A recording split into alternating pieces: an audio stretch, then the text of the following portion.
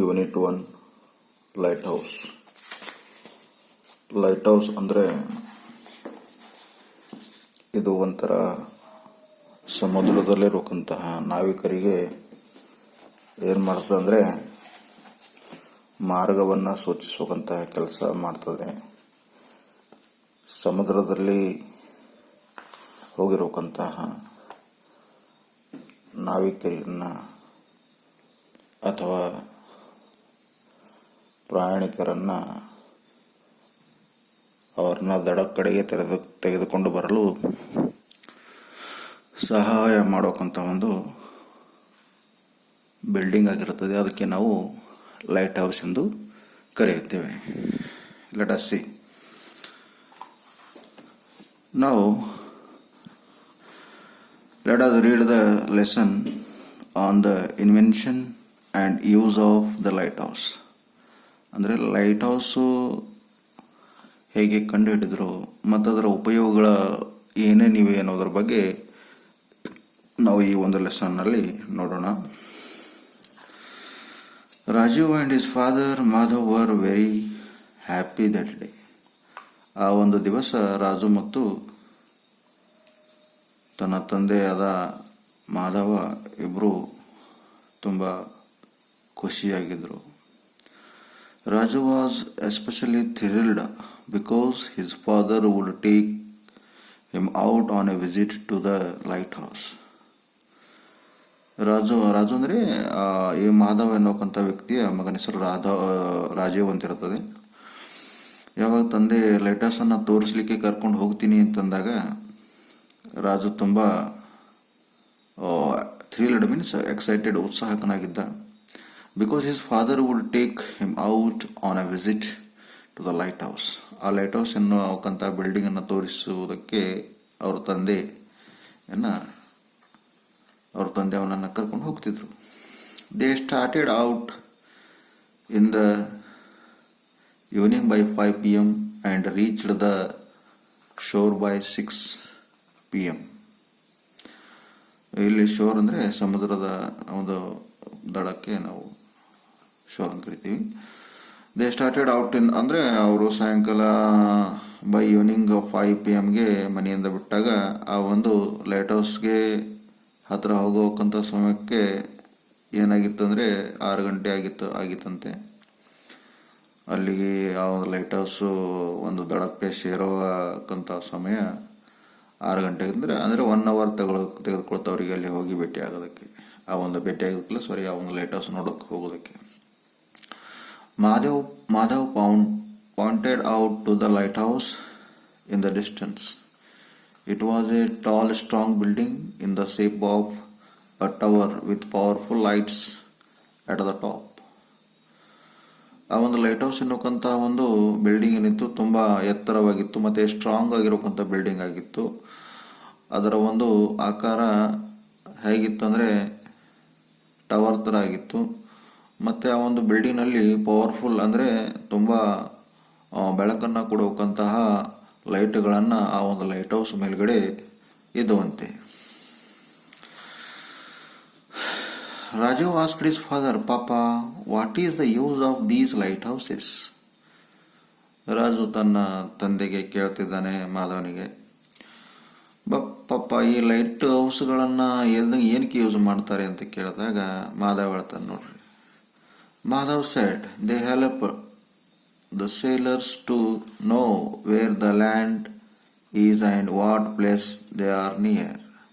ಆ ಸಮುದ್ರದಲ್ಲಿ ಪ್ರಯಾಣ ಮಾಡುತ್ತಿರುವಂತಹ ಒಂದು ಸೇಲರ್ಸ್ ಮೀನ್ಸ್ ನಾವಿಕರಿಗೆ ನಾವು ಎಲ್ಲಿದ್ದೀವಿ ಮತ್ತು ಯಾವ ಸ್ಥಳದಲ್ಲಿದ್ದೀವಿ ಎನ್ನುವಂಥ ಮಾರ್ಗಸೂಚಿಯನ್ನು ಈ ಒಂದು ಲೈಟ್ ಹೌಸು ಮಾಡ್ತದಂತೆ ಅಂತಂದು ಹೇಳ್ತಿದ್ದಾರೆ.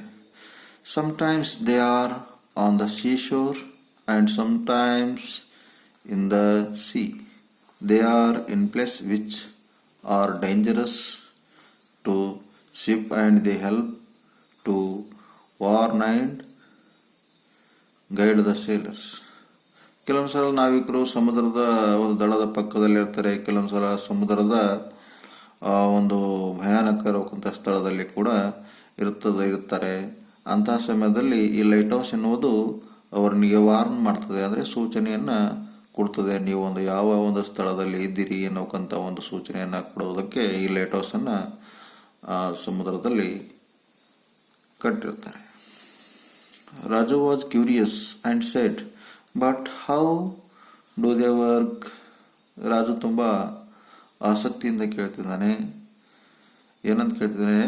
How do they work? ಆ ಲೈಟ್ ಹೌಸ್ಗಳು ಹೇಗೆ ಕೆಲಸ ಮಾಡ್ತವೆ ಅಂತ ಕೇಳ್ತಾನೆ. ಮಾಧವ್ ಹೇಳ್ತಾನೆ ನೋಡ್ರಿ. Madhav replied, modern lighthouses use powerful electric lights. Modern ಅಂದರೆ ಈಗಿರೋಕ್ಕಂಥ ಒಂದು ಲೈಟ್ ಹೌಸ್ಗಳನ್ನು ಒಂದು ಎಲೆಕ್ಟ್ರಿಕ್ ಲೈಟ್ಸ್ಗಳನ್ನು, ವಿದ್ಯುತ್ ಬಲ್ಬ್ಗಳನ್ನು ಯೂಸ್ ಮಾಡ್ತಾರೆ. ಅವು ತುಂಬ ಪವರ್ಫುಲ್ ಆಗಿರೋಕ್ಕಂಥ ಬಲ್ಬ್ಗಳಿವೆ. ಇಲ್ಲಿ ಥ್ರಿಲ್ಡ್ ಅಂದರೆ ಎಕ್ಸೈಟೆಡ್, ಪುಳಕ ಮತ್ತು ರೋಮಾಂಚನ ಅಂತ ಕೊಟ್ಟಿದ್ದಾರೆ. Sailors is one who travels in the sea, ಅಂದರೆ ಟ್ರಾವೆಲ್ಸ್. ಸೇಲರ್ ಮೀನ್ಸ್ ಯಾರೋ ಒಂದು ಸಮುದ್ರದಲ್ಲಿ ಟ್ರಾವೆಲ್ ಮಾಡ್ತಾರೆ, ಅವ್ರನ್ನ ನಾವು ಸೇಲರ್ ಅಂತ ಕರಿತೀವಿ, ಅಥವಾ ಕನ್ನಡದಲ್ಲಿ ನಾವಿಕ ಅಂತ ಕೊಟ್ಟಿದ್ದಾರೆ. Shore means land next to the sea, ಅಂದರೆ ಆ ಒಂದು ಸಮುದ್ರದ ಮುನುಗಡೆ ಇರೋಕ್ಕಂಥ ಒಂದು ಭಾಗಕ್ಕೆ ನಾವು, ಅಥವಾ ಪಕ್ಕಕ್ಕೆ ಇರೋಕ್ಕಂಥ ಭಾಗಕ್ಕೆ ನಾವು ಶೋರ್ ಅಂತ ಕರಿತೀವಿ. Raju asked, but what about those days when there was no electricity? ಮತ್ತೆ ರಾಜು ತನ್ನ ತಂದೆ ಕೇಳ್ತಿದ್ದಾನೆ, ಪಾಪ ಆ ಒಂದು ಹಿಂದಿನ ದಿನಗಳಲ್ಲಿ ಆವಾಗ ಎಲೆಕ್ಟ್ರಿಸಿಟಿ ಇರ್ತಿರ್ಲಿಲ್ಲ, ಲೈಟ್ಗಳನ್ನು ಇರ್ತಿರ್ಲಿಲ್ಲ. ಆ ಒಂದು ಸಂದರ್ಭದಲ್ಲಿ ಈ ನಾವಿಕರು ಹೇಗೆ ಮಾಡ್ತಿದ್ರು, ಹೇಗೆ ಆ ಸಮಸ್ಯೆಗಳನ್ನು ಬಗೆಹರಿಸ್ತಿದ್ರು ಅಂತ ಕೇಳ್ತಿದ್ದಾನೆ. ಮಾಧವ್ ಲಾಫ್ಡ್, ತಂದೆ ನಕ್ಕಿ ಹೇಳ್ತಿದ್ದಾರೆ. Mother laughed, you were a clever boy, my son. In olden days, wood fire would be lit in high places on the shore. ತಂದೆ ನಕ್ಕು ಹೇಳ್ತಿದ್ದಾರೆ, ಯು ಆರ್ ಮೈ ಕ್ಲೆವರ್ ಸನ್, ನೀನು ಬಹಳ ಬುದ್ಧಿವಂತ ಮಗ ಇದ್ದಿ. ಓಲ್ಡನ್ ಡೇಸ್ಗಳಲ್ಲಿ ಏನು ಮಾಡ್ತಿದ್ರು ಅಂದರೆ, ಆ ಒಂದು ಸಮುದ್ರ ದಡದ ಪಕ್ಕದಲ್ಲಿ ಬೆಂಕಿಯನ್ನು ಹಚ್ಚಿ ಅವರಿಗೆ ಸಿಗ್ನಲ್ ಕೊಡ್ತಿದ್ರು. ಎತ್ತರವಾದಂಥ ಪ್ರದೇಶಗಳಲ್ಲಿ ಬೆಂಕಿಯನ್ನು ಹಚ್ಚಿ ಅವರಿಗೆ ಸೈನ್ ಕೊಡ್ತಿದ್ರು, ಅಂದರೆ ಸಿಗ್ನಲ್ ಕೊಡ್ತಿದ್ರು, ನಾವು ಇಲ್ಲಿದ್ದೀವಿ, ದಡ ಇಲ್ಲಿದೆ ಅಂತ ಹಳೆಯ ದಿನಗಳಲ್ಲಿ ಮಾಡ್ತಿದ್ರಂತೆ. Later on a large number of candles were used with glass around them to keep out the wind.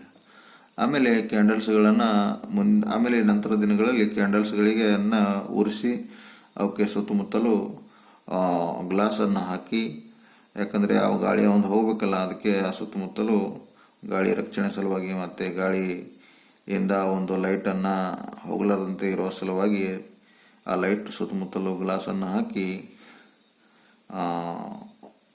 ಪರಿವರ್ತನೆ ಮಾಡೋದಂತೆ. You know, Raju, in those days before lighthouses were built, sailors who got lost in the sea had no way of getting back to land. ತಂದೆ ಹೇಳ್ತಾರೆ, you know Raju, in those olden days before lighthouses were built, ಅಂದರೆ ಯಾವಾಗ ಅಲ್ಲಿ ಒಂದು light ಹೌಸ್ಗಳು ಇರಲಿಲ್ಲವೋ ಅಂಥ ಸಂದರ್ಭದಲ್ಲಿ ಸೇಲರ್ಸ್ಗಳು, ಅಂದರೆ ನಾವಿಕರುಗಳು ಆ ಒಂದು ಸಮುದ್ರದಲ್ಲಿ ಪ್ರಯಾಣ ಮಾಡಲಿಕ್ಕೆ ಹೋದಾಗ ಕೆಲವೊಂದು ಸಲ ಅವರು ದಾರಿ ತಪ್ಪಿ ಮನೆ ಕಡೆಗೆ ಬರದೇ ಹೋದಂಥ ಒಂದು ಸಿಚುವೇಶನ್ಗಳನ್ನು ನೋಡ್ತಿದ್ವಿ. ಅಂದರೆ ಆ ಒಂದು ನಾವಿಕರು ಸಮುದ್ರದಲ್ಲಿ ಹೋಗಿ ವಾಪಸ್ಸು ಬರ್ತಿರ್ಲಿಲ್ಲಂತೆ, ಯಾಕಂದರೆ ಅವರಿಗೆ ಕೆಲವೊಂದು ಸಲ ಲೊಕೇಶನ್ಗಳನ್ನು ಸಿಗ್ತಿರ್ಲಿಲ್ಲ, ಎಲ್ಲಿ ಯಾವ ದಿಕ್ಕಿಗೆ ಹೋಗಬೇಕು ಅಂತ ಅವ್ರಿಗೆ ಸ್ವಲ್ಪ ಕನ್ಫ್ಯೂಸ್ ಆಗಿರ್ತಿದ್ರು. ಅಂಥ ಸಂದರ್ಭದಲ್ಲಿ ಏನಾಗ್ತಿತ್ತು ಅಂದರೆ ಅಲ್ಲಿ ತುಂಬ ತೊಂದರೆ ಆಗ್ತಿತ್ತು, ಬಹಳ ಜನ ಪ್ರಾಣಗಳು ಕೂಡ ಕಳ್ಕೊಳ್ತಿದ್ರು ಅಂತ ಇಲ್ಲಿ ಹೇಳಲಾಗಿದೆ. Back to the land.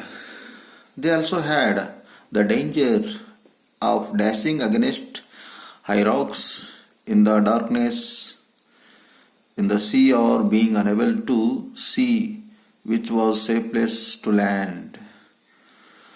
ಮತ್ತು ಅವು ಯಾವಾಗ ಲೈಟ್ ಹೌಸ್ ಇರ್ತಿರಲಿಲ್ಲ ಅಂತ ಸಂದರ್ಭದಲ್ಲಿ ಕೆಲವೊಂದು ಸಲ ಅಲ್ಲಿ ತುಂಬ ಸಮುದ್ರದಲ್ಲಿ ಭಯಂಕರವಾದ ಸಿಚುವೇಶನ್ಗಳನ್ನು ನಾವು ನೋಡ್ತಿದ್ದೀವಿ. ಒಂದು ದೊಡ್ಡ ದೊಡ್ಡ ಎತ್ತರವಾದ ಬಂಡೆಗಳನ್ನು ಆ ಒಂದು ಸಮುದ್ರದಲ್ಲಿ ಇರುತ್ತವೆ. ಕತ್ತಲಲ್ಲಿ ದಾರಿನೇ ಸಿಗೋದಿಲ್ಲ. ಹೀಗಾಗಿ ಯಾವುದು ಪ್ಲೇಸು ಸೇಫಾಗಿ ತುಂಬ ಸುರಕ್ಷಿತವಾಗಿದೆ ಅನ್ನೋದು ಕೂಡ ನಮಗೆ ಕಂಡು ಹಿಡ್ಲಿಕ್ಕಾಗ್ತಿರ್ಲಿಲ್ಲ. These lighthouses guided them to safety. ಈಗೇನು ಲೈಟ್ ಹೌಸ್ಗಳದಾವಲ್ಲ ಇವು ಅವರಿಗೆ these lighthouses guided them to safety. So ಹಾಗಾಗಿ ಆ ಒಂದು ಸಮುದ್ರದಲ್ಲಿ ಅಂಥ ಒಂದು ಬಂಡೆಗಳಿಗೆ ಡಿಚ್ಚಿ ಹೊಡೋದ್ರಿಂದ ಮತ್ತು ಆ ಒಂದು ಕತ್ತಲನ್ನು ಆಗಿ ಅಲ್ಲಿ ಏನದಂದರೆ ರಸ್ತೆ ಸಿಗದೇ ಇದ್ದಾಗ, ಸೇಫ್ ಪ್ಲೇಸ್ ಯಾವುದು ಅಂತ ಗೊತ್ತಾಗಲಾರದೇ ಇದ್ದಾಗ ಆ ಒಂದು ಮಾರ್ಕಿಂಗ್ ನೋಡಿ ಅವರು ಬರ್ತಿದ್ರು. ಹೀಗಾಗಿ ಲೈಟ್ ಹೌಸ್ಗಳು ಆ ಒಂದು ಸೇಫ್ಟಿ ಆಗಿ ಕೆಲಸ ಮಾಡ್ತಿದ್ವಿ. The lighthouses guided them to safety. ಆ ಲೈಟ್ ಹೌಸ್ಗಳು ಅವರಿಗೆ ಸೇಫ್ಟಿಯ ಒಂದು ಮಾರ್ಗಸೂಚಿಯನ್ನು ಕೊಡ್ತಿದ್ದವಂತೆ. Raju asked Papa, when was the first lighthouse built? ರಾಜು ತನ್ನ ತಂದೆ ಕೇಳ್ತಿದ್ದಾನೆ, ಪಪ್ಪ ಲೈಟ್ ಹೌಸ್ ಮೊಟ್ಟ ಮೊದಲಿಗೆ ಯಾವಾಗ ಕಂಡು ಹಿಡಿದಿದ್ರು? ತಂದೆ ಹೇಳ್ತಾನೆ ನೋಡಿ, I don't know my son, Madhav replied. ತಂದೆ ಹೇಳ್ತಿದ್ದಾನೆ, ನನಗೆ ಗೊತ್ತಿಲ್ಲ ಮಗನೇ ಅಂತ ಮಗನಿಗೆ ಹೇಳ್ತಿದ್ದಾನೆ ತಂದೆ. But I believe that in the olden days many fishermen were lost in the sea and were unable to return home. ಆದರೆ ಹಳೆ ದಿನಗಳಲ್ಲಿ ಬಹಳಷ್ಟು ಜನರು ಫಿಶರ್ಮೆನ್ ಅಂದರೆ ಆ ಒಂದು ಮೀನುಗಾರರು ಮೀನು ಹಿಡಿಯೋದಕ್ಕೆ ಹೋಗಿ ಏನದಂದರೆ ಅವರು ಮನೆಗೆ ಬಾರದೆ ಆ ಕಡೆ ಹೋಗಿದ್ದಾರೆ ಬಹಳ ಜನ ಅಂತ ನಾನು ಕೇಳಿದ್ದೀನಿ ಅಂತ ಹೇಳ್ತಿದ್ದಾರೆ, ಅಥವಾ ನಂಬಿದ್ದೀನಿ ಅಂತ ಹೇಳ್ತಿದ್ದಾರೆ. The people on the land were worried and at helpless to guide them. ಮತ್ತು ಒಂದು ಈಗ ಫಿಶಿಂಗ್ ಮಾಡೋಕ್ಕೆ ಹೋಗಿರೋಕ್ಕಂಥ ಜನವನ್ನು ವಾಪಸ್ ಬರದೇ ಇದ್ದಾಗ ಅಂಥ ಸಂದರ್ಭದಲ್ಲಿ ಅವರ ಫ್ಯಾಮಿಲಿ ಮೆಂಬರ್ಸ್ ಆಗಿರ್ಬೋದು, ರಿಲೇಟಿವ್ಸ್ ಆಗಿರ್ಬೋದು, ಅಥವಾ ಫ್ರೆಂಡ್ಸ್ ಆಗಿರ್ಬೋದು, ಎಲ್ಲರೂ ಅವ್ರನ್ನ ವೇಟ್ ಮಾಡ್ತಿದ್ರು. ಅವರು ವಾಪಸ್ ಬರ್ತಾ ಇರಲಿಲ್ಲ. ಯಾಕಂದರೆ ಅವರಿಗೆ ದಾರಿ ತಪ್ಪಿತ್ತು ಅಥವಾ ಏನೋ ಒಂದು ಸಮಸ್ಯೆ ಒಂದು ಸಮುದ್ರದಲ್ಲಿ ಆಗಿ ಪಾಪ ಅವರು ದಡಕ್ಕೆ ತಲುಪದೇ ಇರ್ತಿದ್ರು. ಇಂಥ ಸಮಸ್ಯೆಗಳನ್ನು ಆಗಿದ್ದವು ಅಂತ ನಾನು ನಂಬಿದ್ದೀನಿ ಅಂತ ಹೇಳ್ತಿದ್ದಾನೆ ತಂದೆ. Then a group of clever young man hit upon this idea. ಅಂಥ ಒಂದು ಸಂದರ್ಭದಲ್ಲಿ ಈ ಒಂದು ಐಡಿಯಾ ಬಂತಂತೆ. ಯಾವ ಐಡಿಯಾ ನೋಡ್ರಿ? They collected few huge logs and lots of dry branches and set fire on them. ಮತ್ತು ದೊಡ್ಡ ದೊಡ್ಡ ಒಂದು ಕಟ್ಟಿಗೆಯ ದಿಂಬುಗಳನ್ನು ತೆಗೆದುಕೊಂಡು ಅದಕ್ಕೆ ಬೆಂಕಿಯನ್ನು ಹಚ್ಚಿ ಆ ಒಂದು ಸಿಗ್ನಲ್ನ ತೋರಿಸ್ತಿದ್ರಂತೆ ನಾವಿಕರಿಗೆ. They were branches fire they were laughed at by elders, but they continue to keep the fire burning. ಹೀಗೆ ಆ ಯಂಗ್ಸ್ಟರ್ಸ್ಗಳನ್ನು ಆ ಲೈಟ್ ಆ ಒಂದು ಬೆಂಕಿಯನ್ನು ದಿಂಬುಗಳಿಗೆ ಬೆಂಕಿ ಹಚ್ಚಿ ಆ ಒಂದು ಸಿಗ್ನಲ್ ತೋರಿಸುವುದನ್ನು ನೋಡಿ ಎಲ್ಲ ಎಲ್ಡರ್ಸ್ ಅಂದರೆ ಹಿರಿಯರೆಲ್ಲ ನೋಡಿ ನಗ್ತಿದ್ರಂತೆ. ಆದರೆ ಅವರು ಹಾಗೆ ಅವರು ಯಾರು ನಕ್ಕರೂ ಕೂಡ ಅದೇ ರೀತಿ ತಮ್ಮ ಕೆಲಸವನ್ನು ಸಿಗ್ನಲ್ ತೋರಿಸಬೇಕಂತ ಕೆಲಸವನ್ನು ಮಾಡ್ತಿದ್ರಂತೆ. But they were continue to keep the fire burning. In the early hours of next morning the fishermen sailed home. ಯಾವಾಗ ಮರುದಿವಸ ಏನದ ಫಿಶರ್ಮೆನ್ ಈ ಮೀನು ಹಿಡಿಯೋರು ಮನೆಗೆ ಬಂದಿದ್ದಾಗ ಅವಾಗ ಏನಾಗ್ತದೆ ನೋಡಿ. They said that they had been guided from the land and saved only because of the light off this fire. ಮೀನು ಹಿಡಿಯೋದಕ್ಕೆ ಹೋಗಿರೋಕ್ಕಂಥ ವ್ಯಕ್ತಿಗಳು ವಾಪಸ್ಸು ಬಂದಿದ ತಕ್ಷಣ ಅವ್ರು ಹೇಳ್ತಿದ್ರಂತೆ, ನಾವು ಸೇಫ್ ಆಗಿದ್ದೀವಿ, ಸೇಫಾಗಿ ಮನೆಗೆ ಬಂದಿದ್ದೀವಿ. ಯಾಕಂದರೆ ಈ ಯಂಗ್ ಹುಡುಗರೆಲ್ಲ ಆ ಒಂದು ದಿಂಬುಗಳಿಗೆ ಬೆಂಕಿ ಹಚ್ಚಿ ನಮಗೆ ಸಿಗ್ನಲ್ ತೋರಿಸ್ತಿದ್ರು, ಅದಕ್ಕಾಗಿ ನಾವು ಸೇಫಾಗಿ ಮನೆಗೆ ಬಂದಿದ್ದೀವಿ. ಆ ಒಂದು ಕೆಲಸ ನಮಗೆ ತುಂಬ ಹೆಲ್ಪ್ ಆಗ್ತಾಯಿದೆ, ಇಲ್ಲಾಂದರೆ ನಮಗೆ ದಾರಿ ಸಿಗ್ತಿರ್ಲಿಲ್ಲ ಅಂತ ಫಿಶರ್ಮನ್ಗಳು ಹೇಳ್ತಿದ್ರಂತೆ. Which they had seen from a distant place. Which they had seen from a distance. ಆ ಲೈಟ್, ಆ ಒಂದು ಉರಿಯುತ್ತಿರುವ ಬೆಂಕಿ ಬಹಳ ದೂರದ ಪ್ರದೇಶದಲ್ಲಿ ನಿಂತು ಕೂಡ ನಾವು ನೋಡಬಹುದಾಗಿತ್ತು, ಅದು ನಮ್ಗೆ ಕಾಣಿಸ್ತಿತ್ತು ಅಂತ ಹೇಳ್ತಾರೆ. Raju exclaim, how clever the humans. ಅಬ್ಬ, ಎಷ್ಟೊಂದು ಬುದ್ಧಿವಂತರಿದ್ದಾರೆ ಅಂತ ಮಗ ತುಂಬ ಉದ್ಗಾರವಾಗಿ ಹೇಳ್ತಿದ್ದಾನೆ. Madhav said, yes now shall we go home after you have your favourite ice cream. ನಡಿ, ಮತ್ತೆ ಈಗ ನೀನು ನಿನ್ನ ಫೇವ್ರೆಟ್ ಐಸ್ ಕ್ರೀಮ್ ಕೂಡ ತಿನ್ನಬೇಕು, ಐಸ್ ಕ್ರೀಮ್ ತಿಂದು ಮನೆಗೆ ಹೋಗೋಣ ಅಂತ ತಂದೆ ಹೇಳ್ತಿದ್ದಾರೆ. ಏನು ಹೇಳ್ತಾರೆ? Madhav said, yes now shall we go home after you have your favourite ice cream. ನಿಮ್ಮದು ಫೇವ್ರೆಟ್ ಐಸ್ ಕ್ರೀಮ್ ತಿಂದು ನಡಿ ಮತ್ತೆ ಮನೆಗೆ ಹೋಗೋಣ ಅಂದಾಗ ರಾಜು ಏನು ಹೇಳ್ತಾನೆ ನೋಡ್ರಿ. Raju said, oh yes papa, thank you. ತುಂಬ ಧನ್ಯವಾದ ಪಾಪ, ಯಾಕಂದರೆ ಇಷ್ಟೊಂದು ನನಗೆ ಈ ಲೈಟ್ ಹೌಸ್ ಬಗ್ಗೆ ಮಾಹಿತಿಯನ್ನು ಕೊಟ್ಟಿದ್ರಿ ಅಂತ ರಾಜು ತನ್ನ ತಂದೆಗೆ, ನಡೀರಿ ಪಾಪ ಈಗ ಮನೆಗೆ ಹೋಗೋಣ, ಮತ್ತು ತುಂಬ ಧನ್ಯವಾದಗಳು, ಯಾಕಂದರೆ ಲೈಟ್ ಹೌಸ್ ಬಗ್ಗೆ ನನಗೆ ನೀವು ಬಹಳ ಮಾಹಿತಿಯನ್ನು ಕೊಟ್ಟಿದ್ರಿ ಅಂತ